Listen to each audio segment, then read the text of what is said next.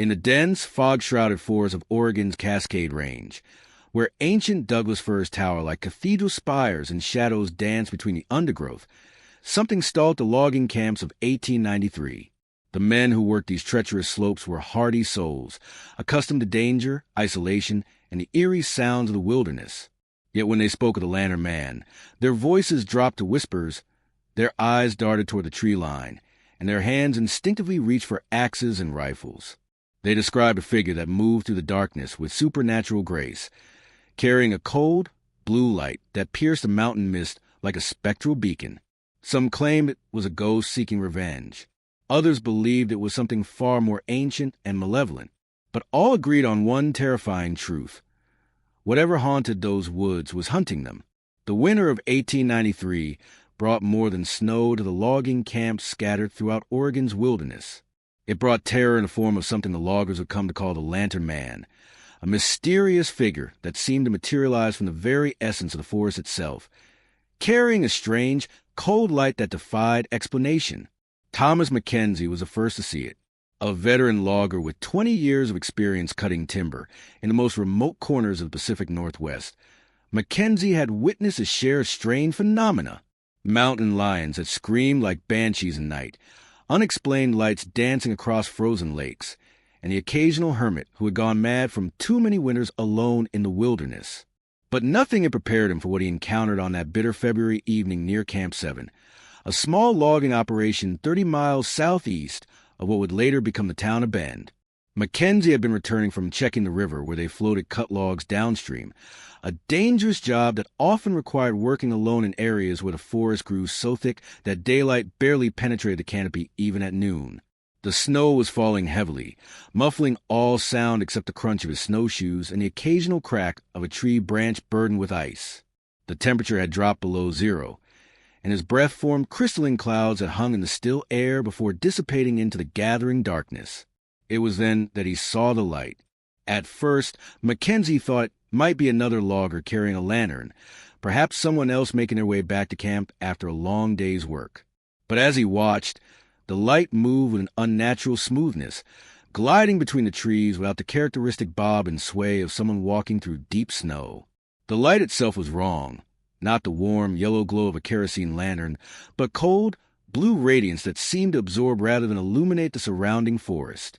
Mackenzie stopped walking and called out a greeting, his voice echoing strangely in the snow-muffled silence.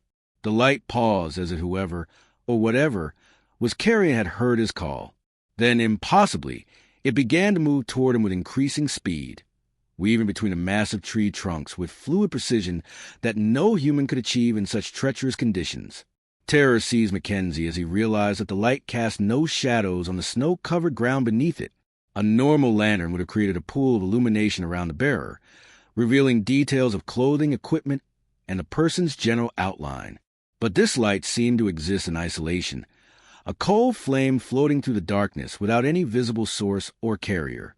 Mackenzie turned and ran, his snowshoes slipping and catching in the deep drifts as he struggled to reach the safety of the logging camp. Behind him, he could sense rather than see the light following, always maintaining the same distance, neither gaining ground nor falling behind. When he finally burst into the circle of warmth and yellow lamplight that surrounded the camp's main buildings, he looked back to see the mysterious blue glow lingering at the edge of the clearing, watching, waiting. The other loggers initially dismissed Mackenzie's account as the product of exhaustion, cold, and perhaps too much time alone in the wilderness. These were practical men who dealt with the tangible realities of felling trees, hauling logs, and surviving in one of the most unforgiving environments on Earth. They had little patience for ghost stories and supernatural tales, viewing such things as the domain of women and children back in civilization. But Mackenzie's reputation for reliability and level-headedness gave his story weight. He was known as a man who didn't drink to excess, didn't tell tall tales, and had never shown any signs of the madness that sometimes claimed isolated woodsmen. When he insisted that something unnatural was prowling the forest around their camp, the other men began to take notice. 3 nights later, Hans Mueller reported his own encounter. Mueller, a German immigrant who had been working in American logging camps for over a decade, was known for his methodical nature and his reluctance to speak unless he had something important to say. When he approached the camp foreman with his story, his normally steady hands were shaking, and his face had taken on a grayish pallor that suggested genuine fear. Mueller had been setting up equipment for the next day's cutting when he noticed a blue light moving through the trees on the opposite side of the valley. Unlike Mackenzie's close encounter, Mueller observed the phenomenon from a distance, which allowed him to provide details that would prove crucial to understanding the true nature of what was haunting the Oregon wilderness. According to Mueller, the light appeared to be accompanied by a tall, humanoid figure, though the details were difficult to make out through the falling snow and the distorting effects of the strange radiance. What struck him most forcefully was the way the figure moved, not with a heavy, deliberate gait of someone wearing snowshoes or breaking trail through deep snow, but with an almost floating motion that suggested the entity was somehow unaffected by the physical obstacles that would challenge any normal person. Mueller watched for nearly 20 minutes as the figure and its accompanying light moved back and forth along the ridgeline across the valley, seemingly searching for something. At times, the light would pause and grow brighter, as if the entity had discovered something of interest. Then it would resume its methodical patrol, covering the same ground repeatedly with mechanical precision. What disturbed Mueller most deeply was a growing conviction that whatever was out there was watching the logging camp. The entity's movement seemed purposeful, calculated, as if it was studying the loggers' routines and looking for weaknesses or opportunities. When Mueller finally returned to camp's main building, he found himself repeatedly glancing over his shoulder, unable to shake the feeling that unseen eyes were tracking his every movement. Word of these encounters spread quickly through the tight-knit community of loggers, and soon other men began coming forward with their own stories of strange lights and unexplained phenomena. The accounts varied in detail, but certain elements remained consistent. A cold, blue light that defied natural explanation, a tall figure that moved through the forest with supernatural grace, an overwhelming sense that whatever was out there harbored malevolent intentions toward the human inhabitants of the wilderness. As February gave way to March, the sightings became more frequent and more disturbing. The entity no longer seemed content to observe from a distance. It began approaching the camps themselves, circling the perimeter of the cleared areas where the loggers worked and slept, always staying just beyond the reach of their lantern light, but close enough to make its presence unmistakably felt. The psychological impact on the logging crews was immediate and severe. Men who had spent their entire adult lives in the wilderness, who prided themselves on their ability to handle any challenge the forest might present, found themselves jumping at shadows and refusing to work alone. Productivity dropped as loggers insisted on working in groups, even for tasks that had traditionally been performed by individuals. The camp foreman, under pressure from the timber companies to maintain their cutting schedules, initially attempted to dismiss the reports as mass hysteria or elaborate pranks. But as the encounters continued and the descriptions remained remarkably consistent across multiple witnesses, even the most skeptical supervisors began to acknowledge that something extraordinary was occurring in the forests of Oregon. The question was no longer whether the Lantern Man existed, but what it was and what it wanted from the men who had invaded its ancient domain. To understand the true significance of the Lantern Man encounters, one must first examine the broader historical context of 1893 Oregon and the explosive growth of the Pacific Northwest logging industry that brought thousands of workers into previously untouched wilderness areas. The year 1893 marked a critical turning point in American westward expansion. The frontier was officially declared closed by the U.S. Census Bureau, yet vast expanses of the Pacific Northwest remained largely unexplored and unsettled. Oregon, admitted to the Union in 1859, was still very much a frontier territory, with dense forests covering approximately 30 million acres of the state's total land area. These ancient woodlands, dominated by Douglas fir, western hemlock, and Sitka spruce trees that had stood for centuries, represented an almost incomprehensible wealth of natural resources waiting to be harvested.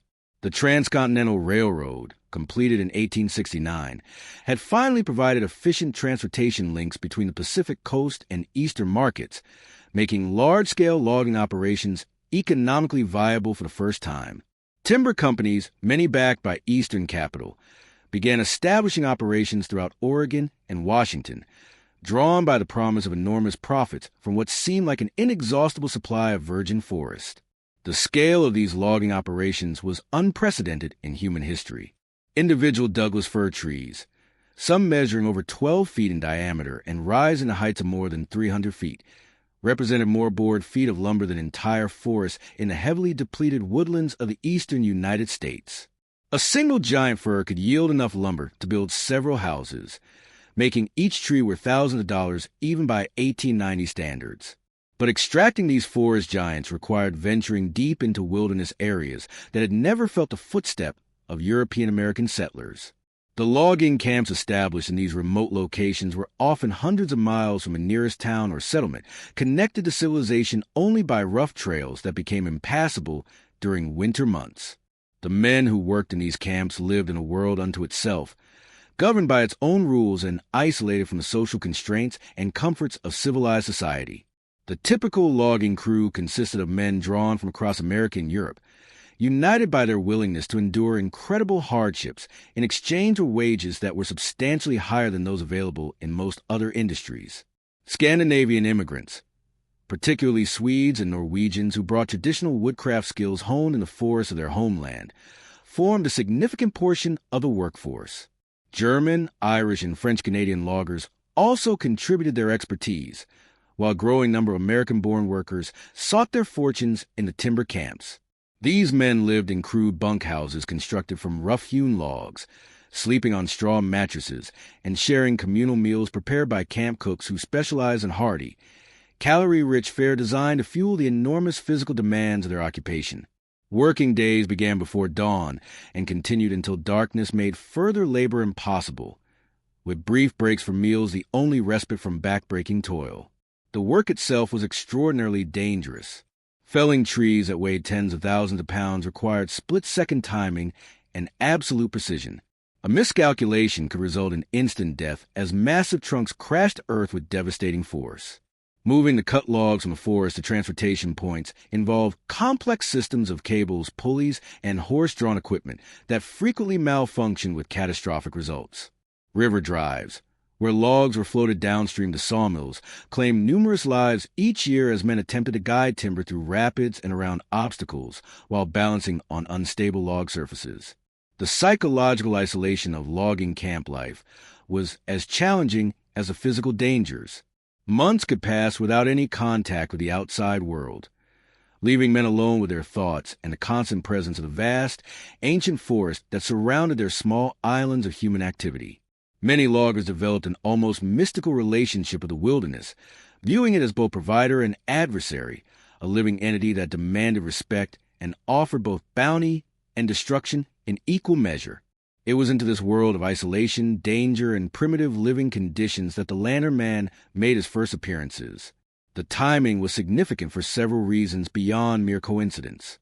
The winter of 1892 to 1893 was particularly severe throughout the Pacific Northwest, with record snowfalls and prolonged periods of sub-zero temperatures that trapped logging crews in their camps for weeks at a time.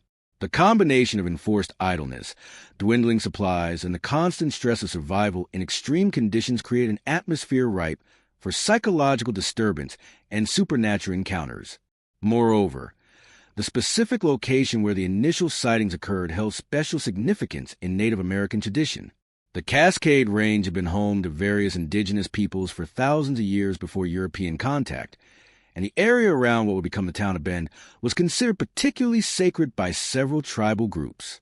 The Warm Springs, Wasco, and Paiute peoples all maintained that certain areas of the Central Oregon Cascades were inhabited by powerful spiritual beings that should not be disturbed by human activity. According to Native American oral histories collected by early anthropologists, the region where Camp 7 was established had long been associated with mysterious lights and supernatural encounters. Tribal elders spoke of ancient spirits that guarded the deepest parts of the forest, entities that would manifest as strange illuminations to warn intruders away from sacred grounds. These spirits were not necessarily malevolent, according to traditional beliefs, but they would become increasingly aggressive if their warnings were ignored or their territory was violated by inappropriate human activities. The logging operations of the 1890s represented exactly the kind of massive environmental disruption that Native American traditions suggested would provoke supernatural retaliation. Entire groves of ancient trees, some of which had been growing since before the time of Christ, were being systematically destroyed to satisfy the seemingly insatiable demand for lumber in America's rapidly expanding cities. From the perspective of indigenous spiritual beliefs, such wholesale destruction of the natural world would inevitably attract the attention of powerful forces that existed to maintain the balance between human activity and environmental preservation. The cultural clash between European American materialism and Native American spiritual traditions created a unique set of circumstances for supernatural encounters. The loggers, focused entirely on the economic value of the forest resources, had no framework for understanding or respecting the spiritual significance of the lands they were exploiting. Their presence represented not just physical intrusion into sacred territory, but a fundamental violation of the principles that govern the relationship between humans and the natural world. As reports of the Lantern Man began to accumulate, some of the more thoughtful observers noted similarities between the descriptions provided by the loggers and the traditional accounts of forest spirits that had been documented by missionaries and government officials working among local Native American populations. The cold blue light that characterized the entity's appearances matched descriptions of spiritual manifestations found in tribal oral histories, while the Lantern Man's behavior, watching, following, and gradually escalating its interactions with human intruders, followed patterns that were well established in indigenous folklore.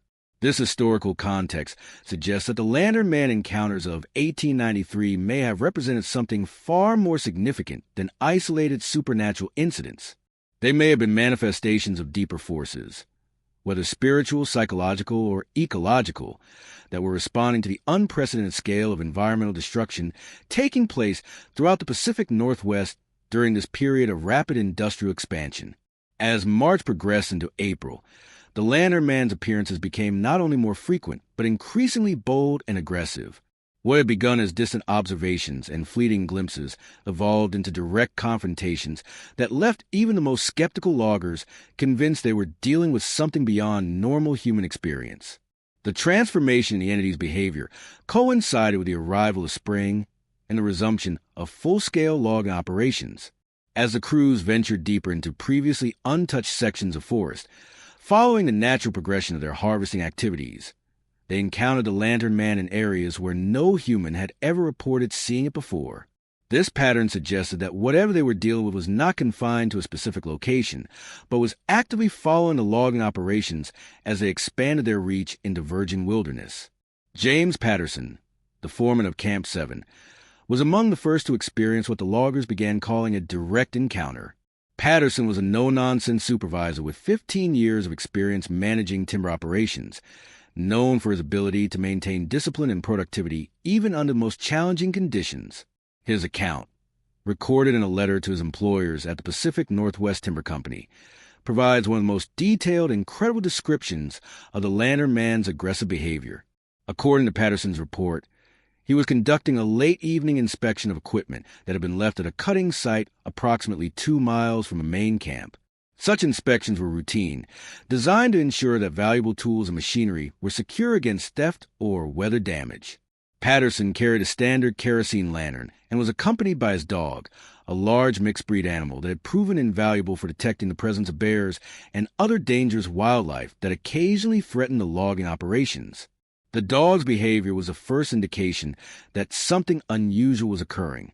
Normally fearless and aggressive toward any perceived threat, the animal suddenly became agitated and began whimpering, pressing close to Patterson's legs and refusing to venture more than a few feet from his side. Patterson initially attributed this behavior to the presence of a large predator, possibly a cougar or bear that had been attracted to the camp by the scent of food scraps or horse feed. It was then that the blue light appeared, emerging from behind a massive Douglas for a stump approximately 50 yards away. Unlike previous sightings, which had occurred at considerable distances, this manifestation was close enough for Patterson to observe details that would prove crucial to understanding the true nature of the phenomenon. The light was not simply a glowing orb, as earlier witnesses had assumed, but appeared to be emanating from what looked like an old-fashioned lantern carried by a tall, shadowy figure. The figure itself was the most disturbing aspect of Patterson's encounter. Standing at least 7 feet in height, it possessed human-like proportions but moved with fluid grace that seemed to defy the laws of physics. Most unnaturally, the entity appeared to be completely unaffected by the deep snow that covered the forest floor, gliding across the surface without leaving tracks or showing any sign of the labored movement that such conditions would normally impose on a human traveler. As Patterson watched, frozen with a mixture of fascination and terror, the lantern man began to approach. Its movement was deliberate and purposeful, suggesting intelligence and intent rather than random wandering. The blue light grew brighter as the entity drew nearer, and Patterson could see that the glow was accompanied by a visible coldness. Vapor and moisture in the air crystallized around the light source, creating patterns of frost and ice that formed and dissolved with each step the figure took. Patterson's dog, normally protective of his master, began to retreat, pulling against its leash and whimpering in obvious terror. The animal's distress was so acute that Patterson realized he was facing something that triggered primal fear responses in creatures whose senses were far more acute than his own. This observation would later prove significant, as subsequent encounters would consistently demonstrate that horses, dogs, and other animals could detect the lantern man's presence long before human observers became aware of it. When the entity had approached to within 20 yards, Patterson made a decision that potentially saved his life. Rather than standing his ground or attempting to communicate with the figure, he extinguished his own lantern and began backing away slowly, keeping his movements calm and non-threatening, while maintaining visual contact with the approaching entity. The lantern man paused when Patterson's light disappeared, tilting its head in what appeared to be a gesture of curiosity or confusion. For several minutes, the two figures remained motionless, studying each other across the moonlit clearing. Patterson later reported that he felt an intense sensation of being examined, as if the entity was attempting to assess his intentions and determine the level of threat he represented. The blue light pulsed rhythmically during the standoff, growing brighter and dimmer in a pattern that suggested some form of communication or emotional response. The encounter ended as abruptly as it had begun, without warning. The lantern man turned and glided back toward the forest, its light gradually fading until it disappeared completely among the trees. Patterson waited nearly an hour before relighting his lantern and making his way back to camp, his dog remaining agitated and nervous throughout the entire return journey. Patterson's account was significant not only because of his reputation for reliability, but because it provided the first clear evidence that the lantern man was capable of intelligent behavior and seemed to be responding to the actions of human observers. The entity's apparent curiosity about Patterson's lantern, its measured approach and careful study of the foreman, and its eventual withdrawal suggested a level of consciousness and decision-making ability that elevated it far above the category of simple supernatural phenomenon. More disturbing still were the encounters reported by individual loggers working alone in remote areas. Unlike the group sightings that had characterized earlier incidents, these solo encounters often involved direct interaction between the lantern man and isolated workers, interactions that took on an increasingly menacing character as the spring logging season progressed. Carl Johansson, a Swedish immigrant known for his skill with crosscut saws, reported an encounter that would become legendary among the logging crews. Johansson had been working alone to clear smaller trees from an area scheduled for harvesting the following day, a routine task that typically required several hours of solitary labor in dense forest conditions. It was dangerous work under the best of circumstances, as a logger working alone had no backup if he was injured by falling branches or equipment malfunctions. According to Johansson's account, he first became aware of the lantern man's presence when his horse began showing signs of extreme agitation, refusing to approach certain areas of the forest and repeatedly shying away from shadows between the trees. Johansson had learned to trust his horse's instincts, as the animal had previously alerted him to the presence of bears and other dangerous wildlife. But this behavior was different, more intense and persistent than anything he had observed before. The blue light appeared just after sunset, moving through the trees in a pattern that seemed designed to encircle Johansson's work area. Unlike previous sightings, where the entity had maintained a respectful distance from human activities, the lantern man began a systematic approach, stopping frequently to observe Johansson's movements and gradually tightening the circle of his patrol. What made this encounter particularly terrifying was the entity's apparent ability to mimic human behavior. At several points during the evening, Johansson heard what sounded like tree-cutting activities coming from areas where the blue light had recently been visible. The unmistakable sound of axes striking wood and saws biting through timber echoed through the forest, creating the illusion that other loggers were working an area.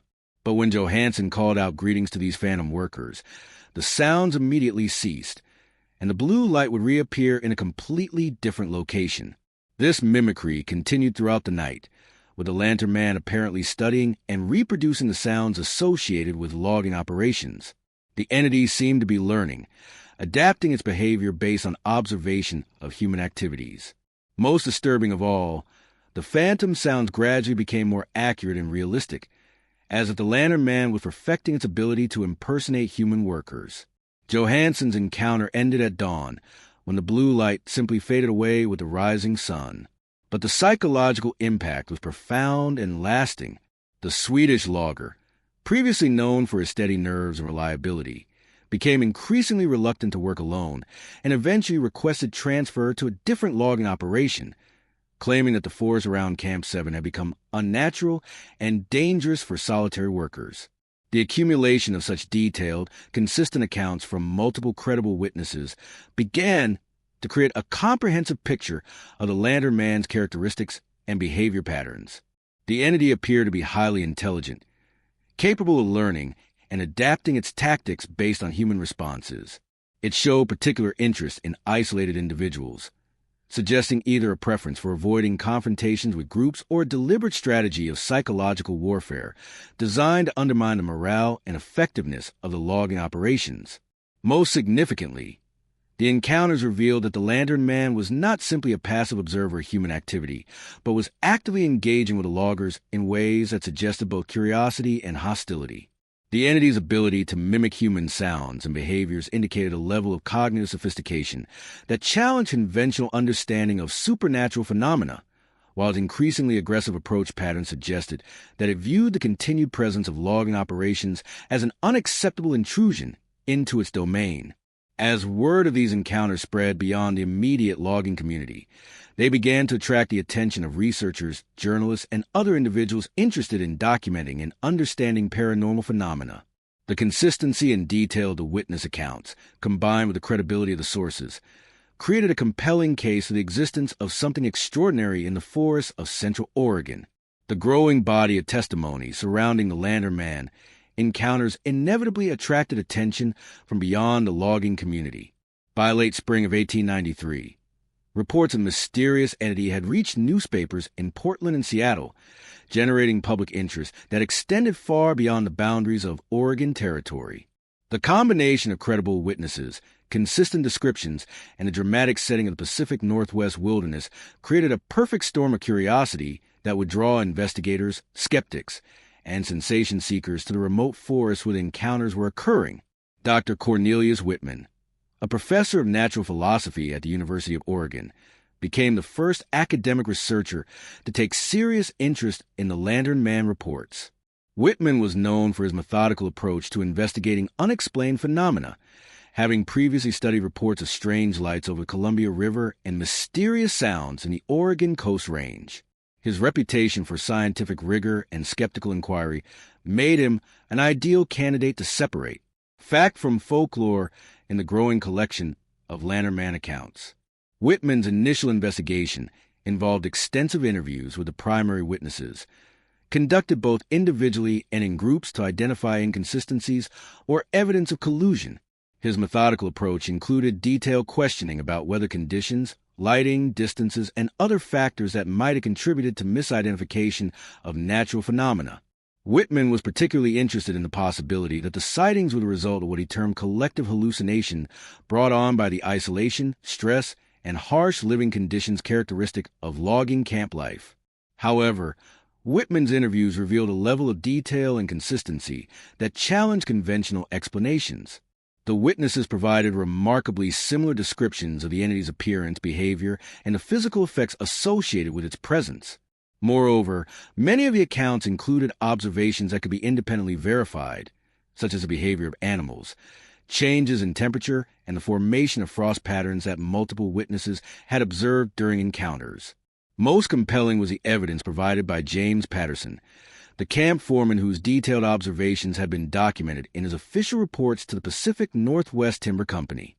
Patterson's account included specific measurements of distances, time durations, and environmental conditions that allowed Whitman to reconstruct the encounters with scientific precision. The foreman's description of the entity's effect on local temperature and humidity suggested physical processes that could potentially be measured and analyzed using the scientific instruments available in 1893. Whitman assembled a team of researchers that included a surveyor, a photographer, and a specialist in atmospheric phenomena from the U.S. Weather Bureau. The team established a base camp near the site of several encounters and began systematic observations designed to document any unusual activities or environmental anomalies in the area. They installed weather monitoring equipment, set up photographic stations at key locations, and established a network of signal mirrors and lanterns that would allow rapid communication between team members spread across the forest. The research team's first significant discovery was the identification of several locations where the ground showed unusual characteristics that seemed to correlate with Lantern Man sightings. These areas, which the researchers designated as cold spots, consistently measured temperatures several degrees lower than the surrounding forest, even during daylight hours when solar heating should have eliminated such variations. More puzzling still, these temperature anomalies seemed to move and shift over time, appearing in new locations while disappearing from previously affected areas. Dr. Whitman theorized that the cold spots might be related to underground water sources or geological features that could create localized cooling effects. However, extensive excavation and geological surveys failed to identify any subsurface features that could account for the observed temperature variations. The cold spots appeared to be surface phenomena with no apparent connection to underlying geological structures. The research team's photographic efforts initially yielded frustrating results. Despite positioning cameras at multiple locations and using both time exposure and instantaneous photography techniques, they were unable to capture clear images of the Lantern Man during several documented encounters. The entity's light source appeared to interfere with the photographic process in ways that the team's photographer, Harold Morrison, described as unprecedented and scientifically impossible. According to Morrison's notes, photographs taken during Lantern Man appearances showed consistent distortions that could not be attributed to equipment malfunction or operator error. The mysterious blue light appeared on photographic plates as an intensely overexposed area that obscured surrounding details, while the entity itself seemed to create a zone of darkness that absorbed rather than reflected the artificial illumination used for night photography. Most puzzling of all, some photographs showed clear evidence of the entity's presence, including the formation of frost patterns and the distressed behavior of animals, without capturing any direct image of the Lantern Man itself. These photographic anomalies contributed to growing disagreements within the research team about the nature of what they were investigating. Morrison, whose experience with frontier photography had familiarized him with a wide range of unusual lighting conditions and atmospheric effects, became convinced that they were dealing with a phenomenon that operated according to physical principles not yet understood by contemporary science. He argued that the entity's apparent ability to manipulate electromagnetic radiation, evidenced by its interference with photographic processes, suggested technological capabilities far beyond anything available to human civilization in 1893.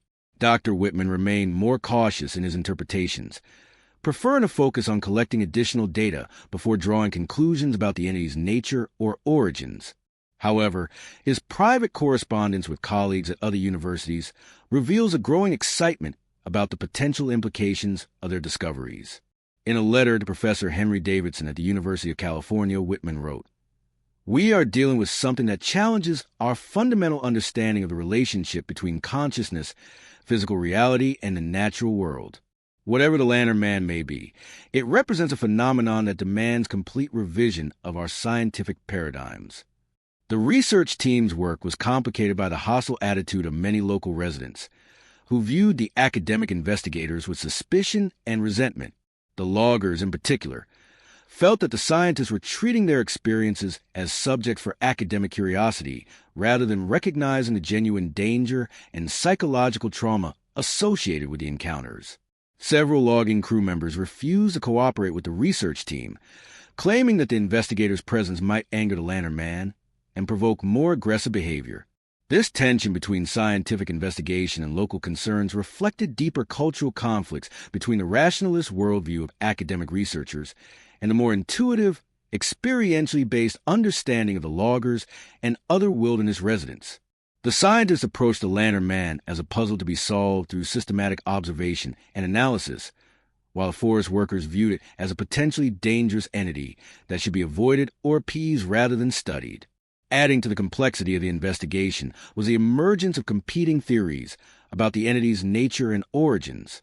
Religious leaders from nearby settlements proposed that the Lantern Man represented either demonic activity or divine intervention designed to protect the forest from human exploitation. Local Native American representatives, when consulted by the research team, provided traditional explanations that characterized the entity as a guardian spirit responding to violations of sacred territory. Perhaps most intriguingly, several witnesses reported encounters that suggested the Lantern Man was not always alone. Multiple observers described seeing additional lights moving in formation with the primary entity, creating the impression of a coordinated group rather than a solitary phenomenon.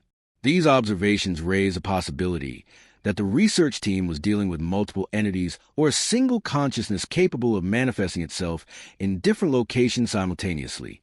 The investigation reached a crucial turning point when Dr. Woodsmen himself experienced a direct encounter with the Lantern Man.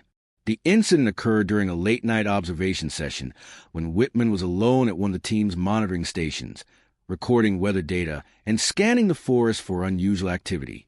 According to his detailed report, the entity appeared without warning approximately 30 yards from his position, manifesting as a characteristic blue light accompanied by the tall, shadowy figure described by previous witnesses.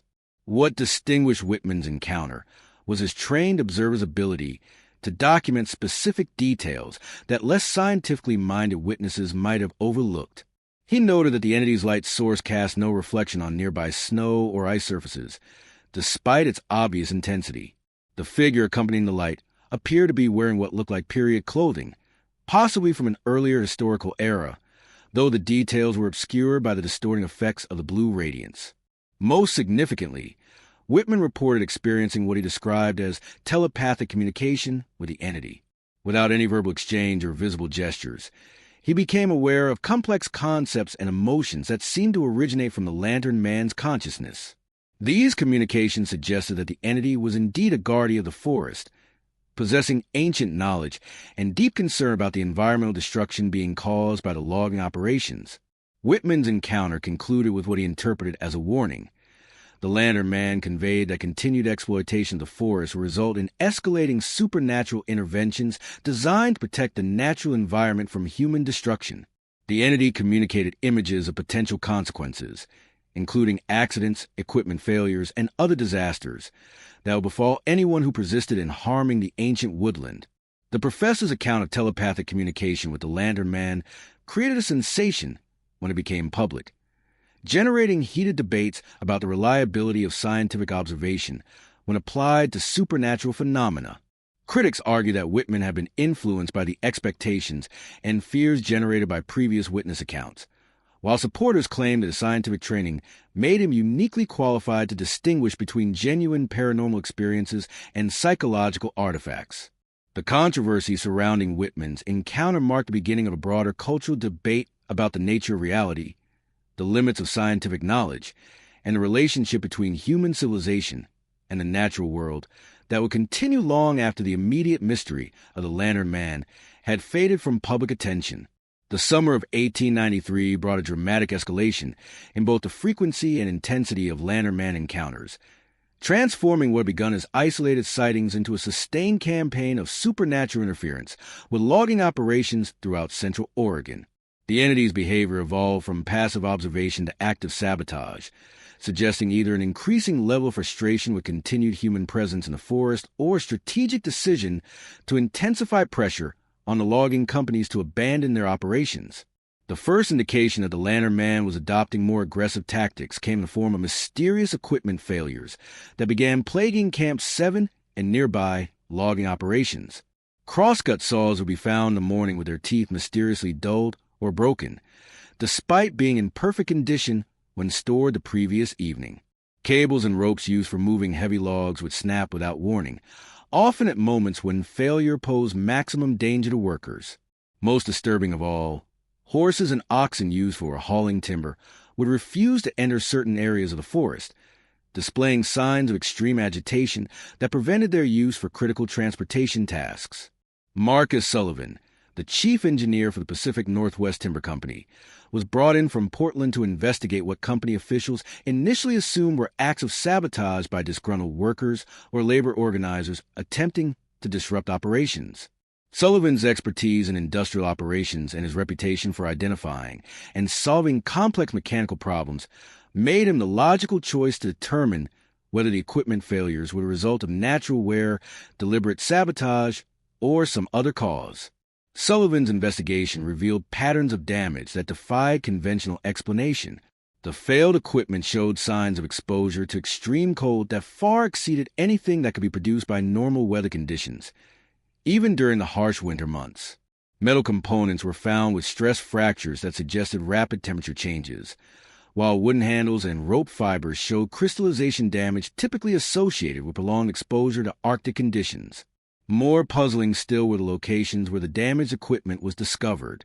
Rather than being found where it had been left by work crews, tools and machinery were often relocated to remote areas of the forest, arranged in patterns that suggested deliberate placement rather than random dumping. In several cases, expensive equipment worth hundreds of dollars was found carefully positioned in clearings where it would be easily visible to aerial observation, as if displayed for the benefit of some unseen observer. Sullivan's most significant discovery came when he attempted to establish surveillance of equipment storage areas using hidden observation posts and tripwire alarm systems. On 3 separate occasions, his monitoring devices detected intruders in equipment storage areas during late-night hours. However, when Sullivan and his assistants responded to these alarms, they found no human intruders, only evidence of the lantern man's presence in the form of the characteristic blue light moving through the storage areas and the formation of frost patterns around disturbed equipment. The engineers' attempt to photograph these intrusions produced the same frustrating results that had plagued Dr. Whitman's research team. Despite using the most advanced photographic equipment available in 1893, including specially modified cameras designed for low-light conditions, Sullivan was unable to capture clear images of the entity responsible for the equipment damage. The photograph showed unmistakable evidence of supernatural activity, including impossible frost formations and the mysterious blue light, but the lantern man itself remained tantalizingly beyond the reach of photographic documentation. Perhaps most unnerving was Sullivan's discovery that the entity appeared to possess detailed knowledge of the logging operations technical aspects. The equipment damage was not random or amateur in nature, but showed sophisticated understanding of which components were most critical to continued operations and which failures would pose the greatest safety risks to workers. The pattern of sabotage suggested that the lantern man had somehow acquired expert-level knowledge of industrial logging techniques and was using this information to maximize the disruption caused by its interventions. The escalating supernatural interference began to exact a serious toll on the logging operations' productivity and profitability. Work crews, already demoralized by the frequent equipment failures and the persistent atmosphere of supernatural menace, began demanding hazard pay for assignments that required working alone or in remote areas of the forest. Several experienced loggers quit their positions and left the area entirely, claiming that no amount of money could compensate for the psychological stress of working under such conditions.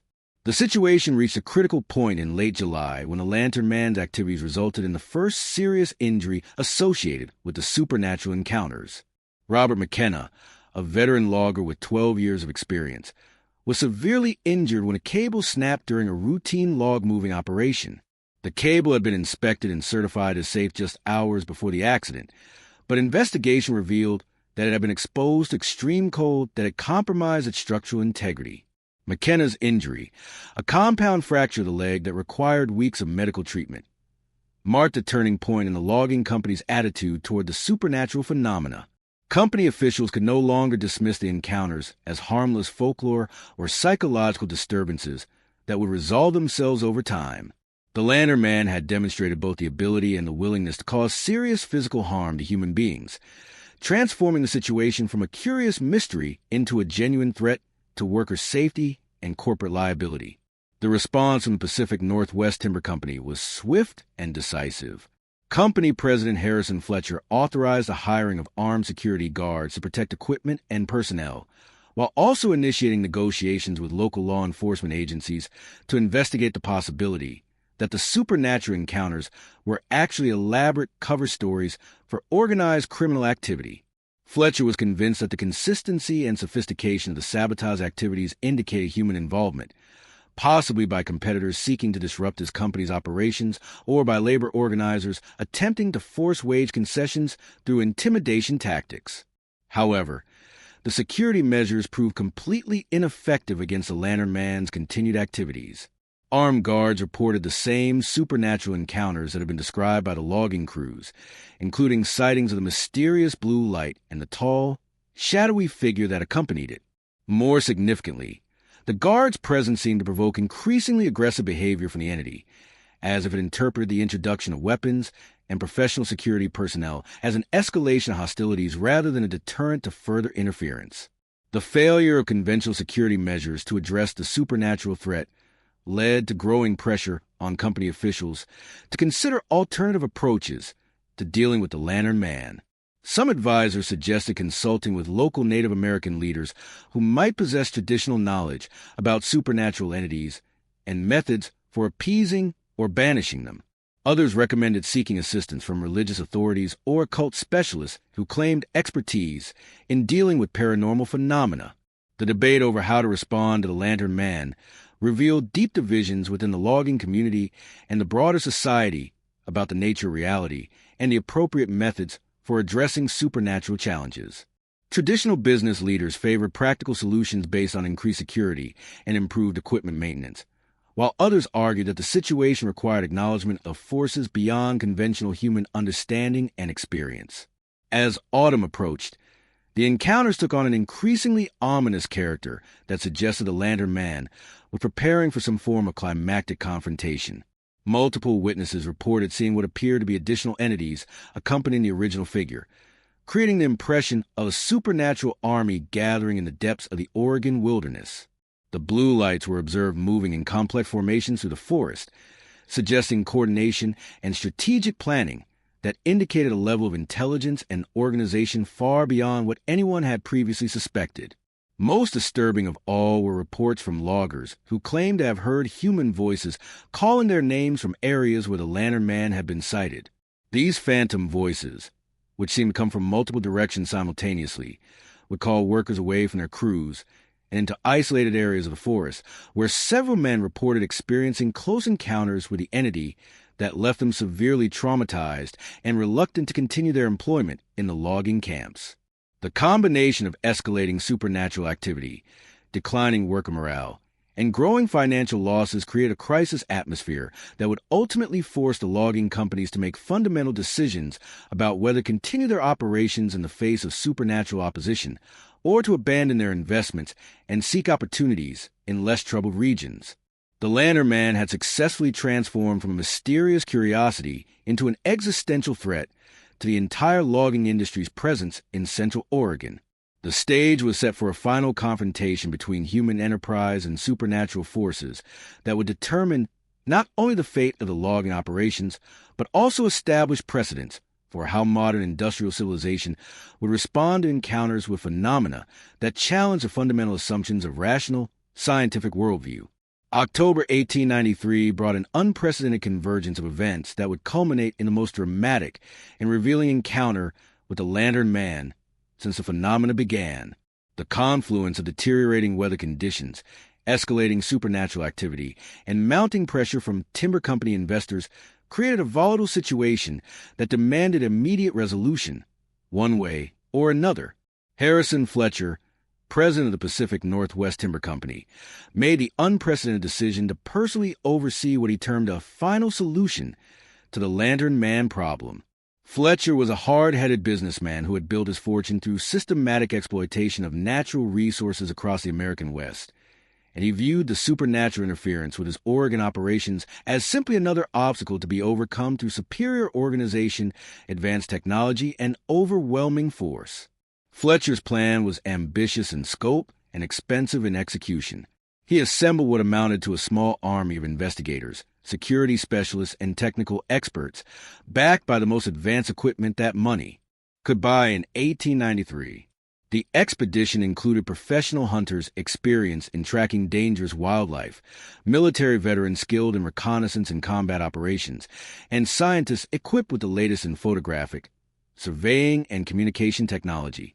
The centerpiece of Fletcher's strategy was the establishment of a fortified base camp at the heart of the territory, where Lantern Man encounters had been most frequent.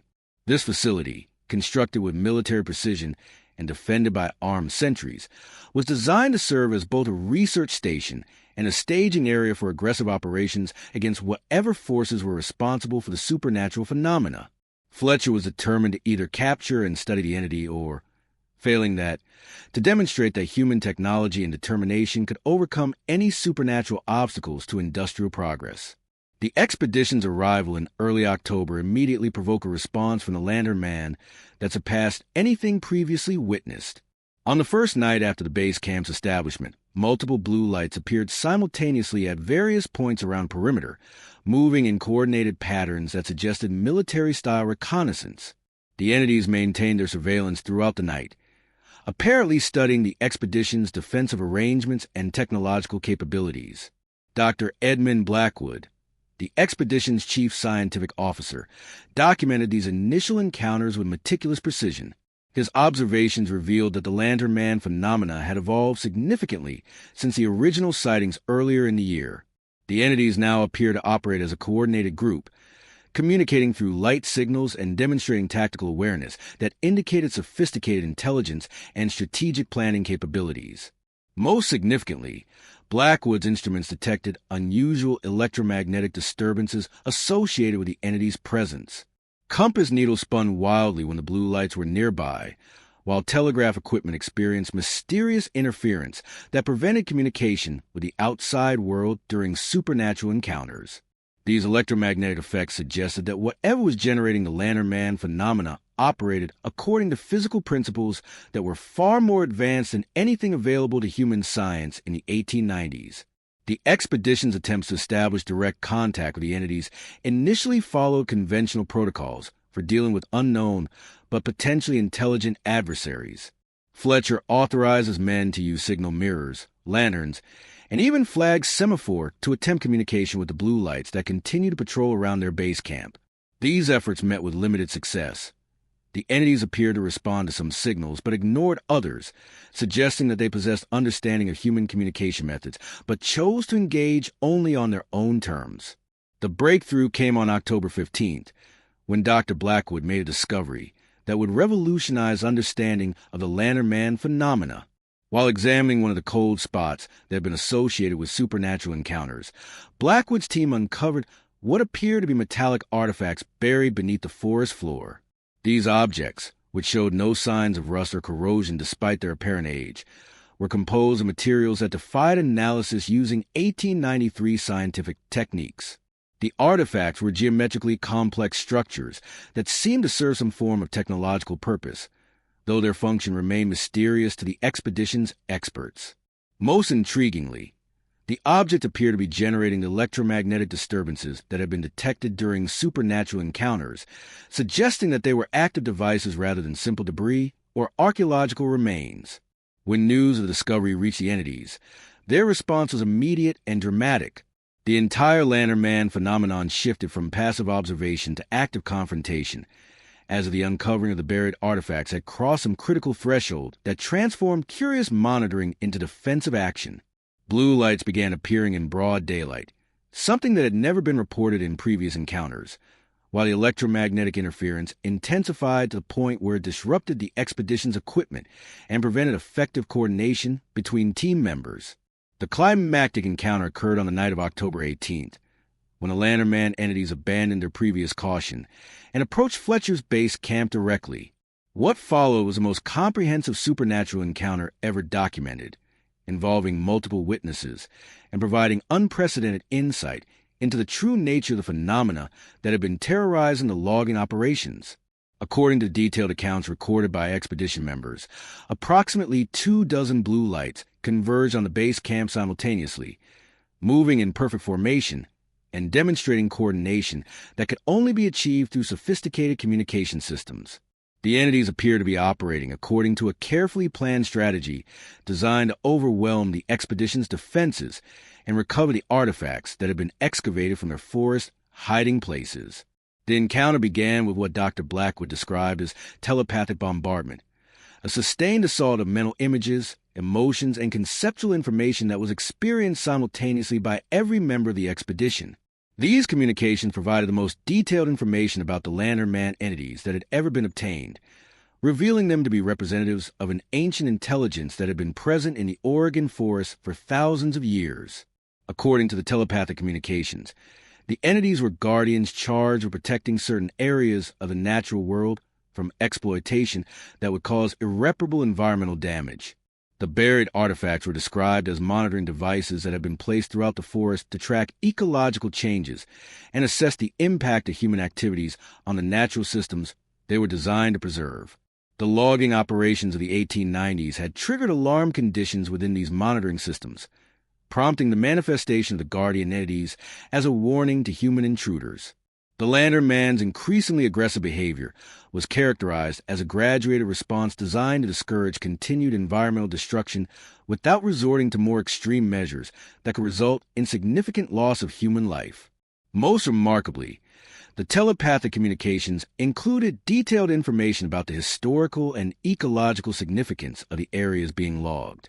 The entities conveyed that certain groves of ancient trees served as biological repositories containing genetic information accumulated over millennia, while specific geographical features functioned as critical nodes in environmental systems that extended far beyond the immediate region.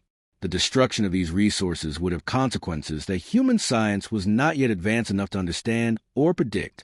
The revelation that the Lantern Man phenomena represented advanced environmental protection systems operating according to principles beyond contemporary human knowledge created a profound crisis for Fletcher and his expedition members. The telepathic communications made it clear that continued logging operations would provoke increasingly severe supernatural interventions, potentially including direct physical confrontation that could result in casualties among the human intruders.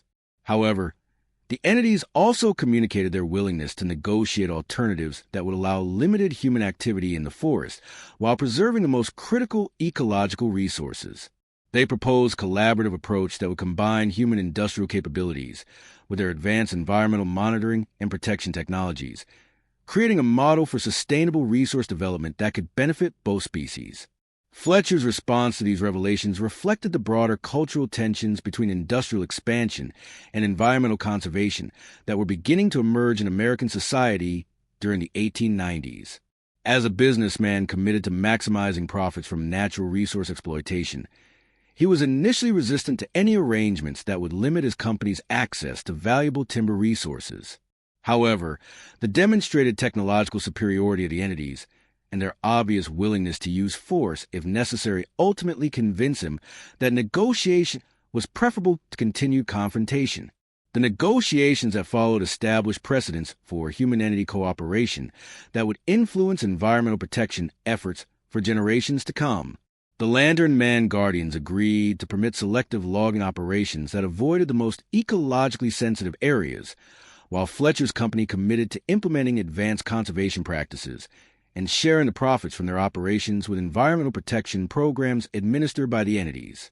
The agreement also included provisions for ongoing scientific cooperation between human researchers and the guardian entities, creating opportunities for technological exchange that would accelerate human understanding of ecological systems and environmental protection methods.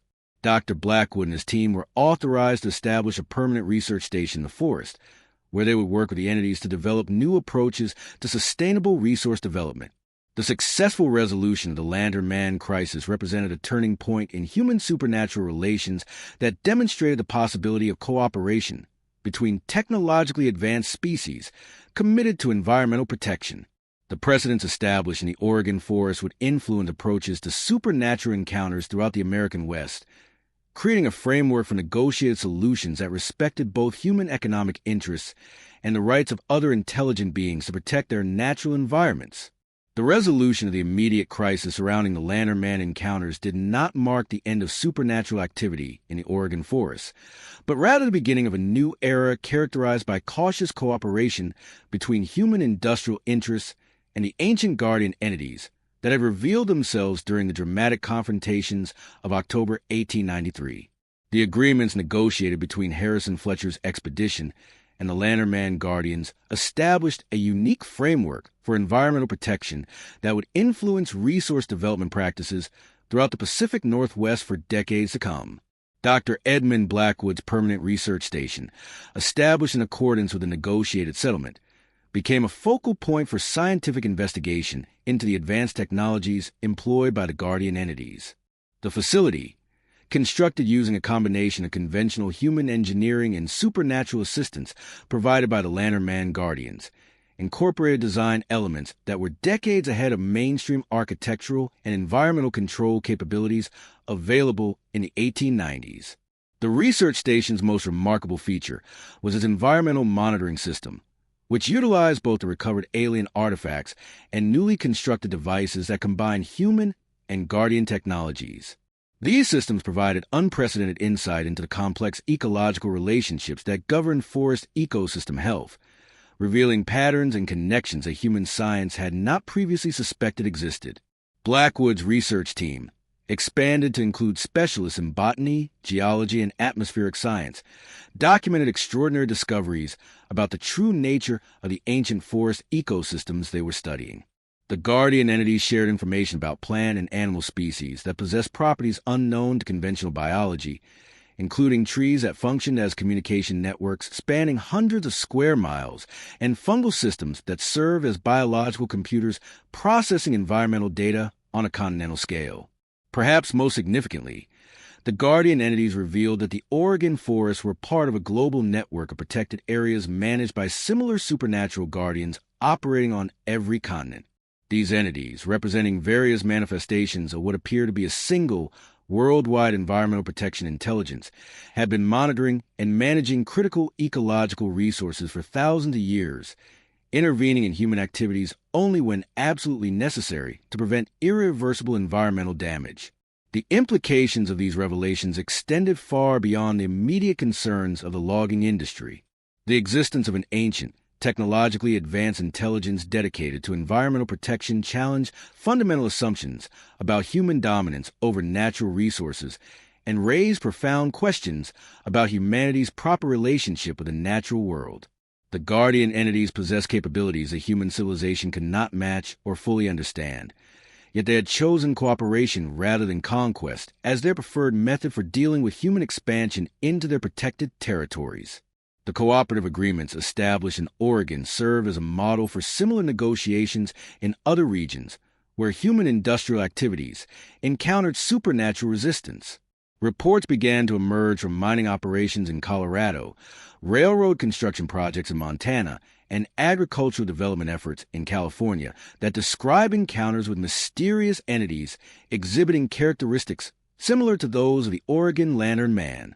In each case, initial confrontations between human industrial interests and supernatural guardians eventually gave way to negotiated settlements that balanced economic development with environmental protection.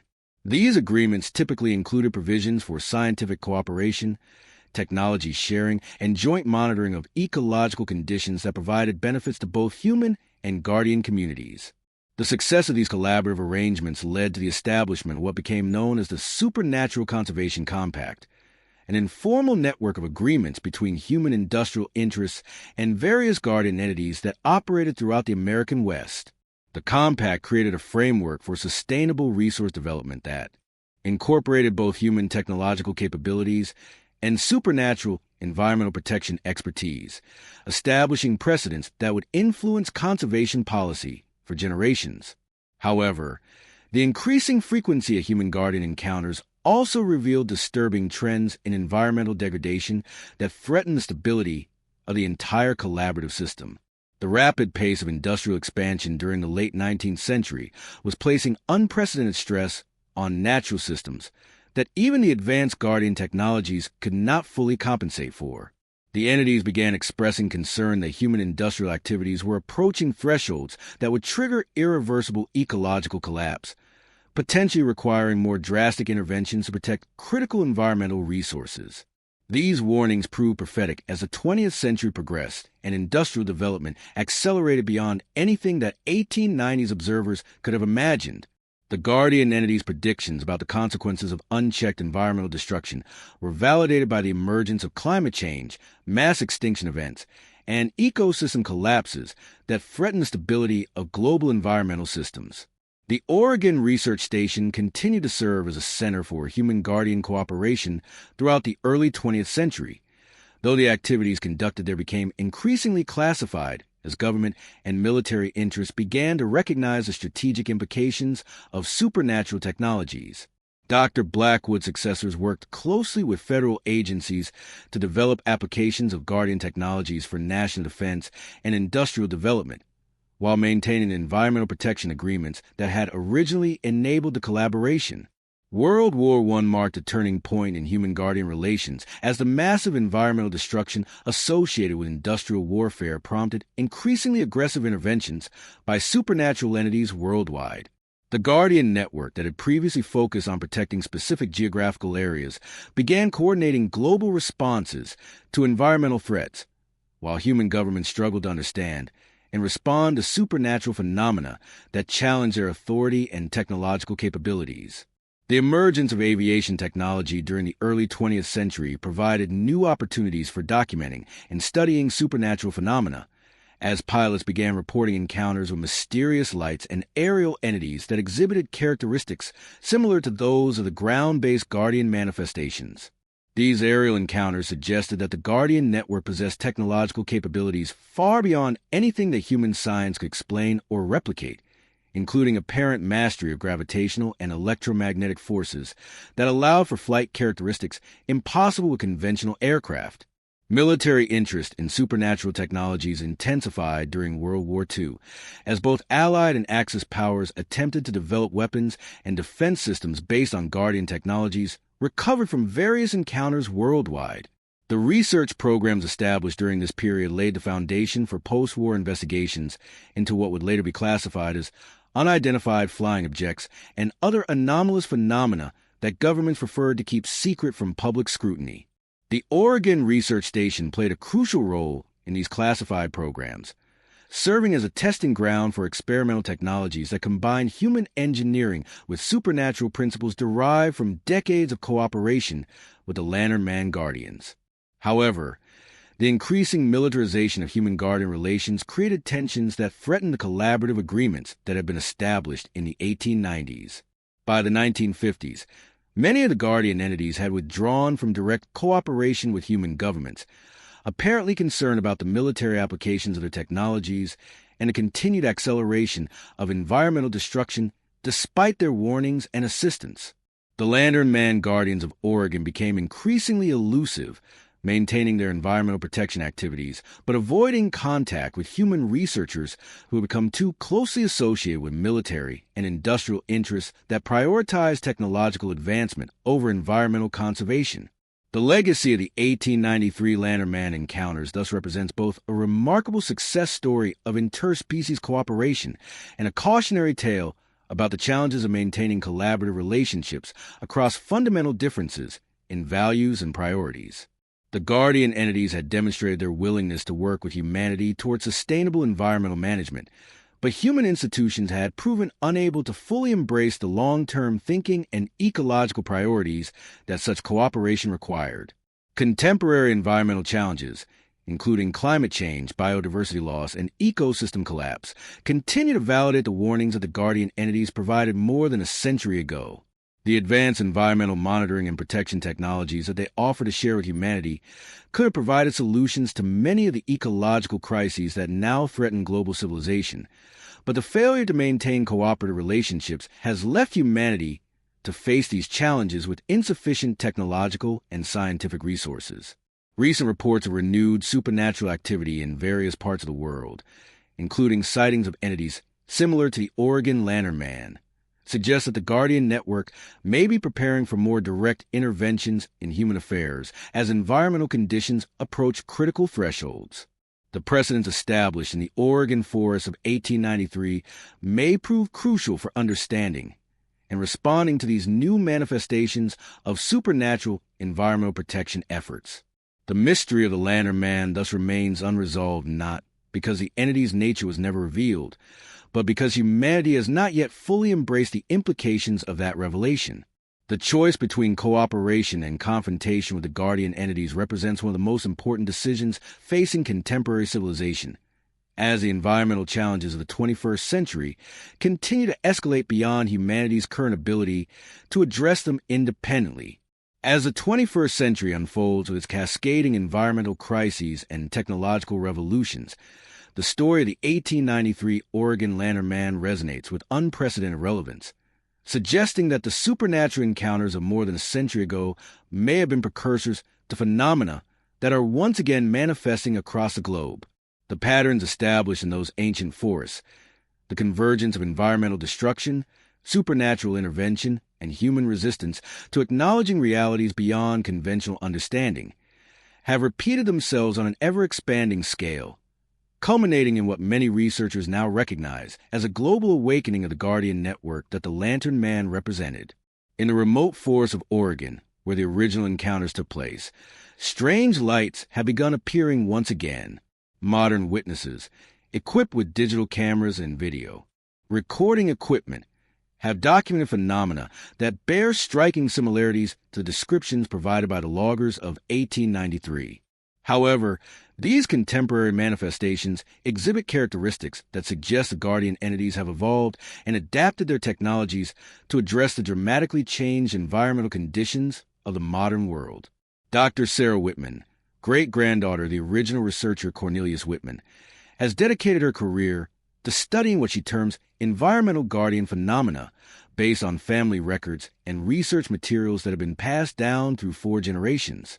Her work with the Pacific Institute for Environmental Research has revealed a global pattern of supernatural encounters that correlates directly with ecological stress indicators, suggesting that the Guardian Network operates according to sophisticated environmental monitoring systems that trigger interventions when critical thresholds are exceeded. According to Whitman's research, the modern manifestations of Guardian activity differ significantly from the relatively localized encounters of the 1890s.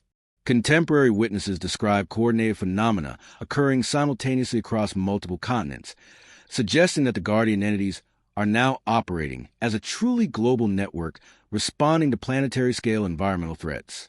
The blue lights that characterize the original Lantern Man have been reported in locations as diverse as the Amazon rainforest, the Siberian taiga, and the remaining old-growth forests of the Pacific Northwest.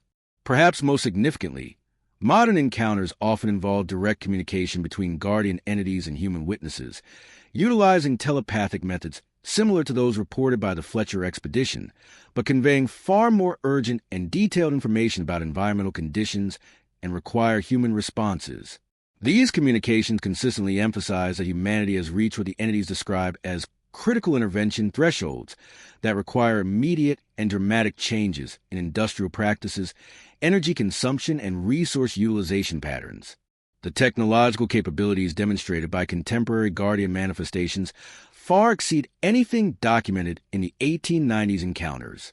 Modern witnesses report seeing aerial phenomena that defy conventional physics, environmental manipulation effects that can alter weather patterns and ecosystem conditions over large areas, and direct intervention in human technological systems that includes both disruption of environmentally destructive activities and enhancement of sustainable technologies.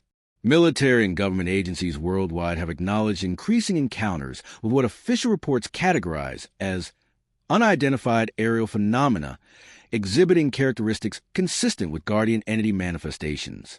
While these agencies maintain official policies of skepticism and classification regarding supernatural explanations, leaked documents reveal extensive research programs designed to understand and potentially utilize the advanced technologies demonstrated during these encounters.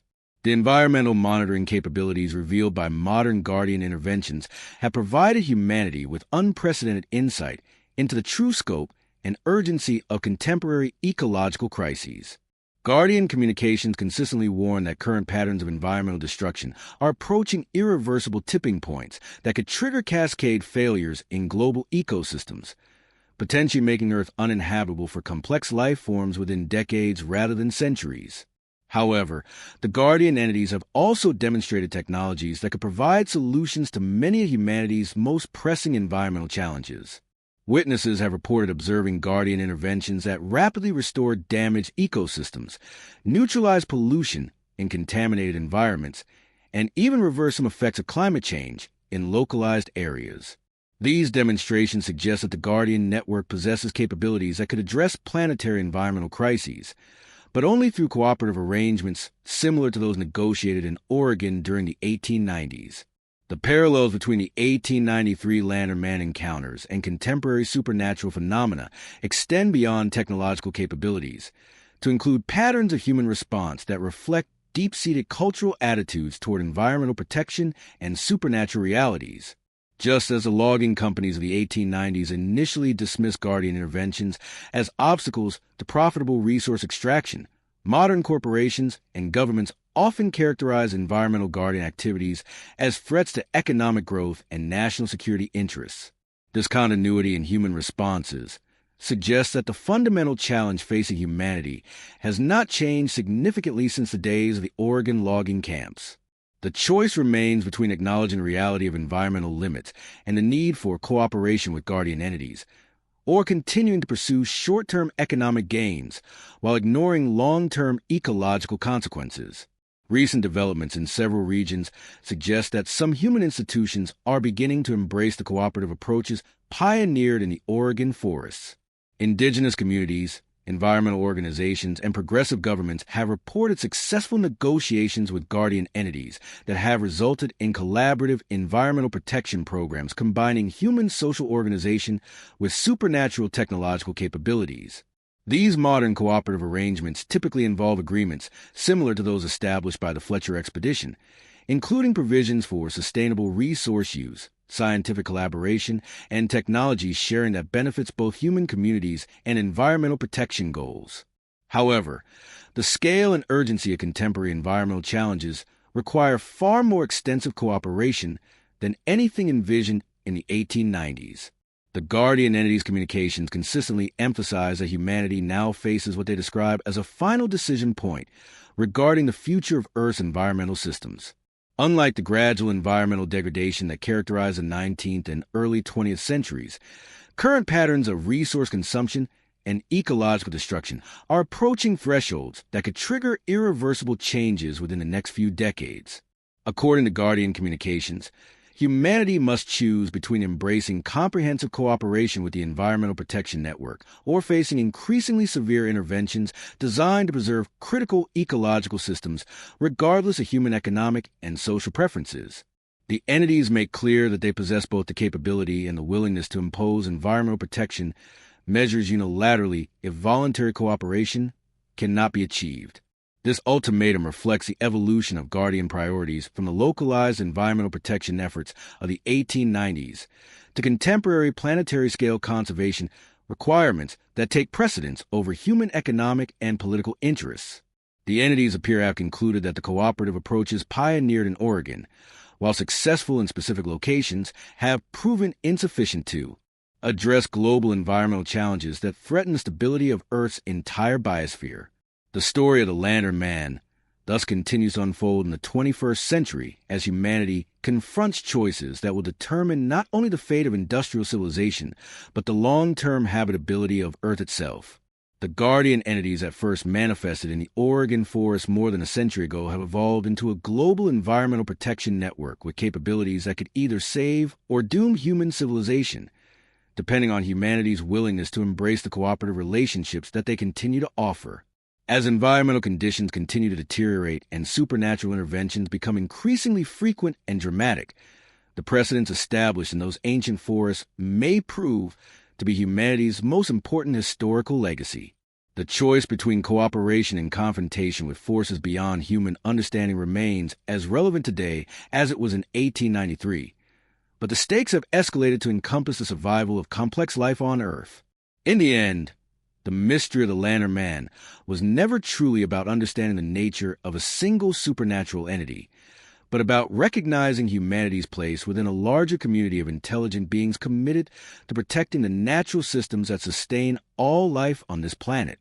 The blue light that first appeared in the Oregon wilderness continues to shine as a beacon of both warning and hope, reminding humanity that we are not alone in our concern for Earth's future, and that help remains available for those wise enough to accept it.